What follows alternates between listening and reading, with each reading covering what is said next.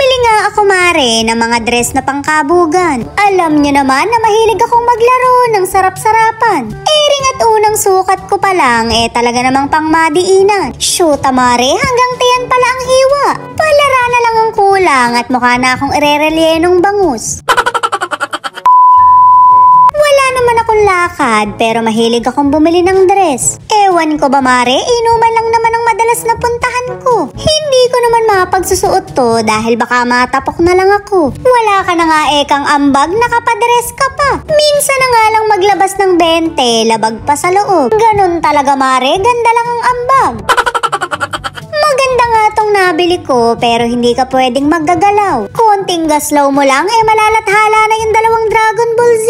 Ay, sorry mare, kalamansi lang pala. Pasensya na kayo at may pagka-ilusyonada yung kumare nyo.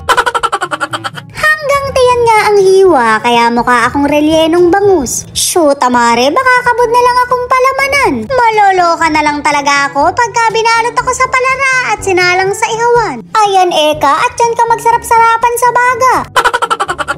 Eri nga yung ginagamit kong bra pagka ganito yung mga damit ko. Napakadikit niyan mare, hindi basta-basta nalalaglag. Sa sobrang kapit niyan mahihiya na lang yung kaibigan mong martir. Niloloko na ng jowa pero nakakapit pa rin. Mare, wag mo nang pakawalan yan at baka mapunta pa sa amin. Matagal ko nang nabili to pero hindi ko pa rin nasusuot. Mas babagay kasi to sa akin pagka bumalik na yung dosing bewang ko. Pero hanggat masasarap pa yung niluluto ng jowa ko stay muna siya sa drawer. Mahirap talagang mag-diet pagka may kasama kang nananadya. Alam namang nagpapapayat ka pero kabod na lang magsasangag ng kanin. Shoot mare, kahirap ka banding. Very cute nga yung details nito dahil bulaklakin. Ingat na lang din sa pagyuko dahil makikita rin ang bulaklak mo. Very mahinhin lang ang atake ko rin para hindi ako makaperwisyo. Mare, matutunghayan nila yung mga kurikong ko.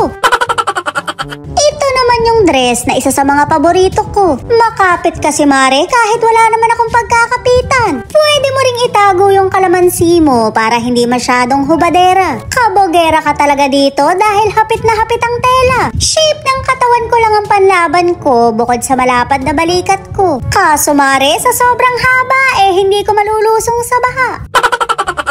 Sunod namang isusukat ko yung paborito daw ng sugar daddy ko. Paborito ko na rin to dahil siya lang naman ang pinagpapagandahan ko. Pagka hindi niya ako sinamantala ngayon hindi talaga ako maniniwala. Abay, proof muna mare para totoo. Binabola niya lang yata ako dahil magsasabong siya. Tinry ko ang umikot pero may umalingasaw daw. Shoot mare, mauun siya pa yata yung pananamantala sa akin. Siyempre tinapo ko muna siya bago ako mag-change outfit. Malakas talagang mang-asar yan dahil love language niya yan. Physical touch naman yung sa akin kaya pinagbibira ko siya. Nalilito na rin ako minsan kung magjowa pa ba kami o magbarkada na lang.